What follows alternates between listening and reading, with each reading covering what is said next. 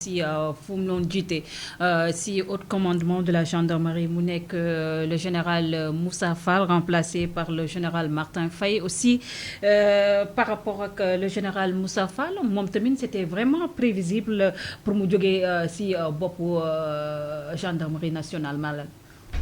Oui, parce que oui. Moussa Fall a été très critiqué par rapport à sa gestion des événements. Oui. Oui, par rapport à la gestion des événements, il est pointé du doigt sur énormément de choses, etc. Oui.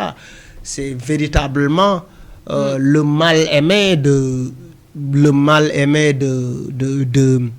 beaucoup de Sénégalais. Oui, de beaucoup de Sénégalais par rapport au contexte bi nga xamantene ci lañ nekkoon.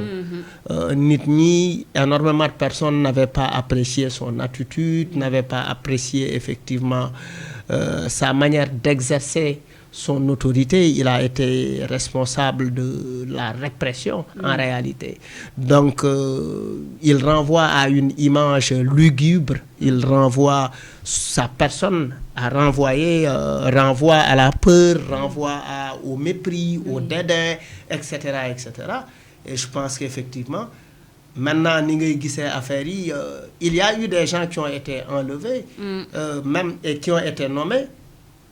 Il y a quelqu'un de l'armée qui a été nommé. Après, au niveau des casernes, c'était beaucoup d'applaudissements, beaucoup de célébrations. Ça veut dire beaucoup de choses aussi, quoi. L'essentiel, moi, le plus important, quelles sont les personnes qu'on met? Quels sont leurs rapports avec la République? Mais Malal, pour le cas du général, nous avons carrément mais il faut que nous oublions enquête situer les responsabilités du général Moussa Fall par rapport aux événements qui se sont déroulés. Évitons d'aller dans des confrontations. Évitons d'aller dans des radicalités. Évitons d'aller dans des excès.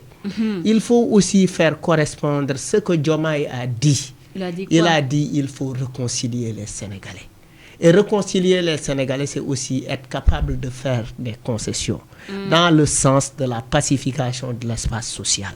Wow. Mais malal kon bokko que ñi nga xamné dañoo japp né cette loi d'amnistie dañ ko wara abroger. Non, en fait, pour man, oui, je n'ai pas dit waxuma na amnistie am. Oui. Parce que nangu amnistie, c'est accepter l'impunité. Parce que il faut pas insulter les morts. Et la majorité qui en sont morts, c'est des anonymes. Bougnou faté ñi dé ci événement et je pense au rappeur Baba Kana. Oui. Je pense aux jeunes de Bignona. Je pense aux jeunes de Casamance. Je pense à ces milliers de jeunes qui ont été emprisonnés et qui portent encore les grilles de la prison, qui sont sortis mais qui portent les grilles de la prison. Des séquelles. Les séquelles. Il faut de la réparation, mais il faut bien réparer. Bien réparer, ce n'est pas forcément dire est-ce qu'en emprisonnant Moussa Fall, ça règle le problème de quelqu'un qui est sorti en prison et qui est devenu fou? Est-ce que il faut se poser les questions, il faut prendre les bonnes décisions avec beaucoup de lucidité. Les familles des victimes n'est indemnisées, certes, parce que le président Bassirou Diomaye Faye fascine indemniser famille victimes ak ñi nga xamné am nañ ci ay lago, mais ñom ils réclament justice. Oui. Ils réclament justice. Oui. Oui, d'accord. Xam nga ce qui s'est passé ci événement yi.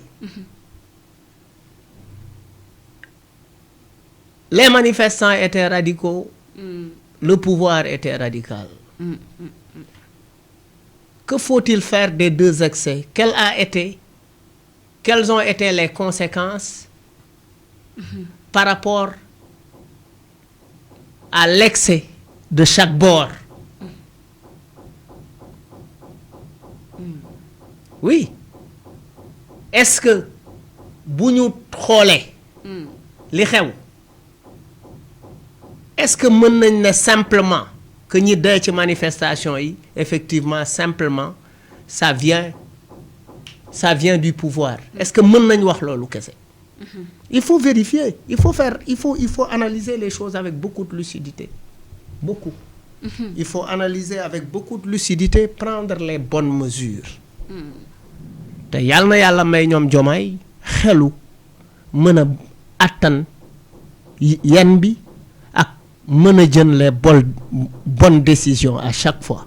mbirum OFNAC ñu tegaat ko ci li nga xam ne moo nekk table bi des dossiers comme Prodac gars yi neen il